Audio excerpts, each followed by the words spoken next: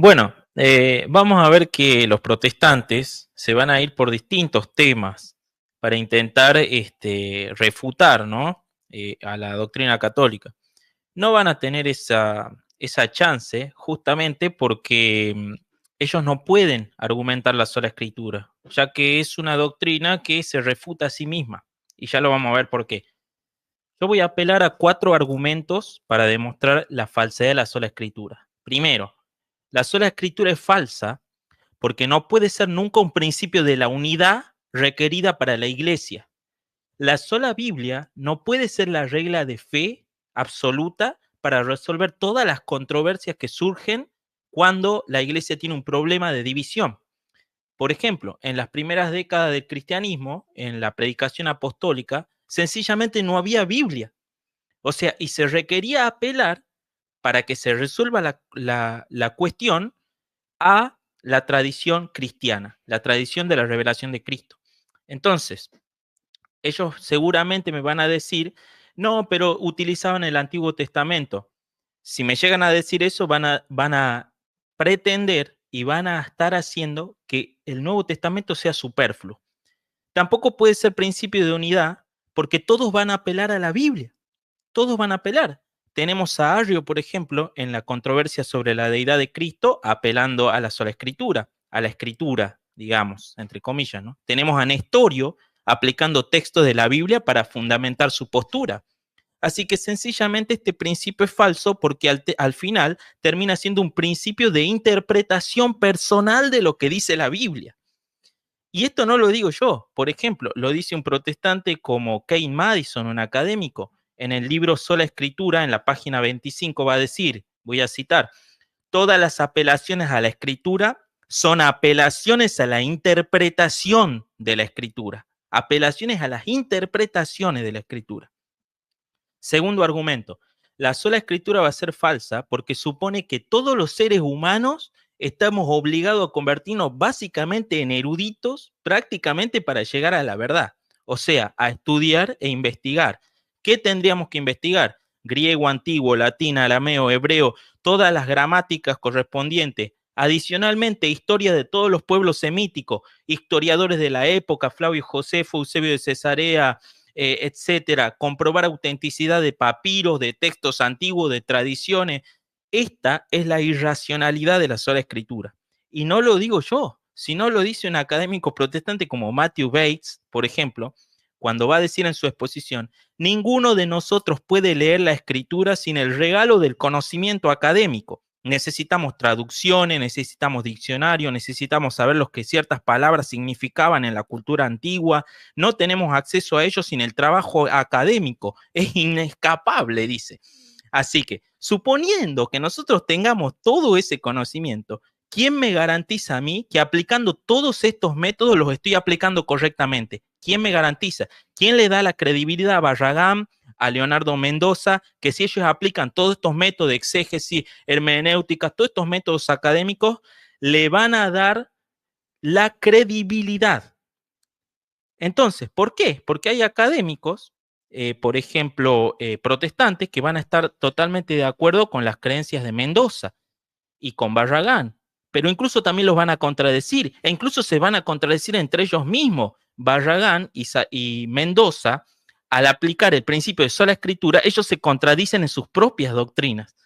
Entonces, ahora les voy a decir, ¿y qué más? Adivinen qué. Los académicos, por ejemplo, van a llegar a conclusiones falibles aplicando esos métodos.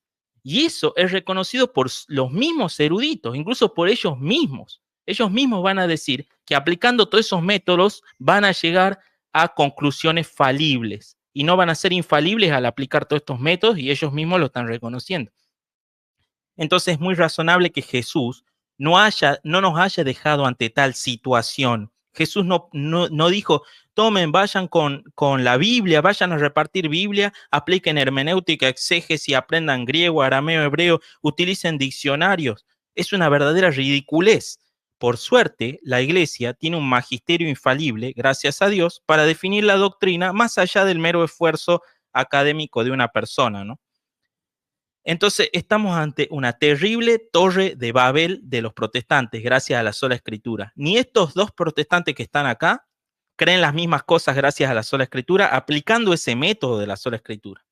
Y eso es lo que supone creer en la sola escritura, todo un trabajo monumental para el que no se alcanzaría ni en una sola vida humana todo ese trabajo. Entonces, es imposible de lograr. Por ende, la salvación también sería imposible bajo el método de la sola escritura. Tercer argumento, la sola escritura es falsa porque es un principio de que la única regla de fe, de que es la única regla de fe, y ese principio se autodestruye y se refuta a sí mismo, porque no se encuentra en la Biblia este principio, se autorrefuta. El principio que es la única regla de fe no se encuentra en la Biblia, ni implícita ni explícitamente. Seguramente responderá el protestante, se encuentra en la Biblia implícitamente, pero cuando dice eso, ya no va a depender solamente de la Biblia, sino de una interpretación personal falible de aquel que lo dice. Él va a citar 2 Timoteo 3:16, van a citar toda escritura es inspirada por Dios, van a citar 1 Corintios 4, no ir más allá de lo que está escrito. Todos esos textos que van a arguir se refutan fácilmente. Cuarto argumento, la sola escritura es falsa porque la sola escritura no se practicó en la era apostólica, sino hasta el siglo XVI. Justamente Barragán lo acaba de decir que hay una discusión en el siglo XVI. Dicen los protestantes que se discute en el siglo XVI. Bueno, se discute en el siglo XVI justamente porque es un invento moderno. No se creyó nunca en la era apostólica, jamás.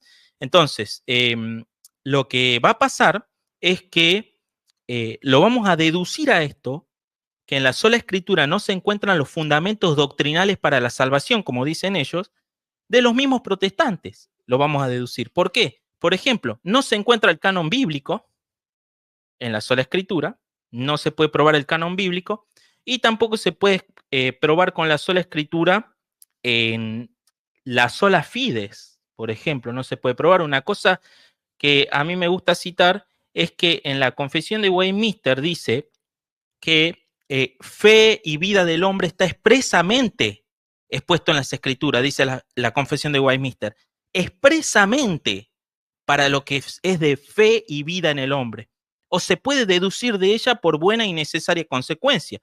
Y en el capítulo 7 de Confesión de Westminster dice, de tal manera que no solo los eruditos, sino aún los que no son eruditos pueden adquirir un conocimiento suficiente de tales cosas por el debido uso de los medios ordinarios, dice la Confesión de Westminster. O sea, se puede llegar a las conclusiones sin dificultad, está claramente.